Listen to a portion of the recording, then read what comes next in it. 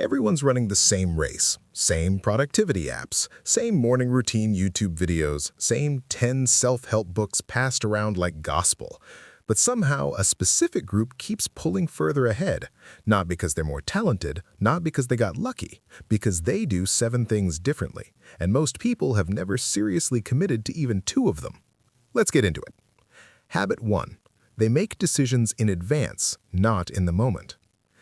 The average person wakes up and figures it out as they go. What to eat, whether to exercise, when to start the actual work. That sounds normal.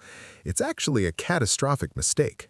Psychologists call it decision fatigue. Every choice you make burns cognitive fuel. By 2 p.m., your focus isn't gone because you're weak. It's gone because you've already made hundreds of micro-decisions since you woke up.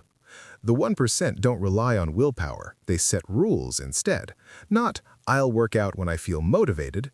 The rule is 6:47 a.m., Monday, Wednesday, Friday, shoes on, no negotiation. That's implementation intention. Research by Peter Gollwitzer at NYU shows that attaching a behavior to a specific time and place dramatically improves follow-through. Habit 2. They protect their first 90 minutes like it's the only thing that matters. Because professionally, it kind of is. Most people wake up and check their phone within minutes, and just like that, you've handed your morning agenda to everyone else. Notifications are other people's priorities wearing your face. The 1% spend their first 90 minutes on their most important work, before email, before messages, before the world gets access.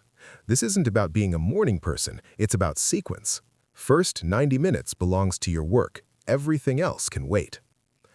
Habit 3. They review the week, not just plan it. Planning is easy. Everyone plans. Very few people review. But if you never audit what actually happened, you run the same mistakes on repeat and wonder why the year looks identical to the last one. Top performers spend a short block of time every Sunday, not an hour, not a whole system, asking 3 questions. What worked? What didn't? What changes next week? That's it. Most people skip this their entire life and then spend years confused about why they feel stuck. Habit 4. They say no by default. Not, let me check my schedule. Not, maybe next week. No, without guilt. Because every yes is a no to something that actually matters. Your time doesn't expand to fit your commitments. Your commitments shrink the time you have. The 1% protect their calendar the same way they protect their bank account. A schedule full of other people's priorities is just a slow way to build someone else's life. Habit 5. They track 1 number. Not 10 metrics, 1. What is the single number that if it improves this week, moves everything else forward? Revenue calls made, words written, miles run. 1 number looked at every single day, because what gets measured gets managed, and what gets ignored quietly gets worse. Habit 6. They recover on purpose. This is the one most people miss. The 1% aren't just grinding harder, they're recovering harder.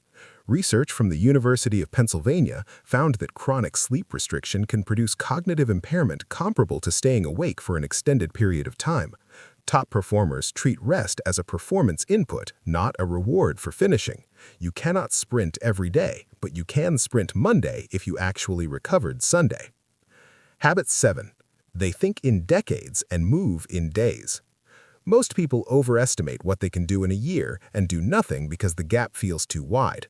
The 1% are playing a different game entirely. They ask where they want to be in 10 years and then ask what shifts today by a small percentage, not a massive leap, a small, consistent tilt. Over a decade, that compounds into something that looks unrecognizable from the outside. None of these 7 habits require money you don't have, connections you haven't made, or talent you weren't born with. They require one thing: deciding you're done operating on autopilot.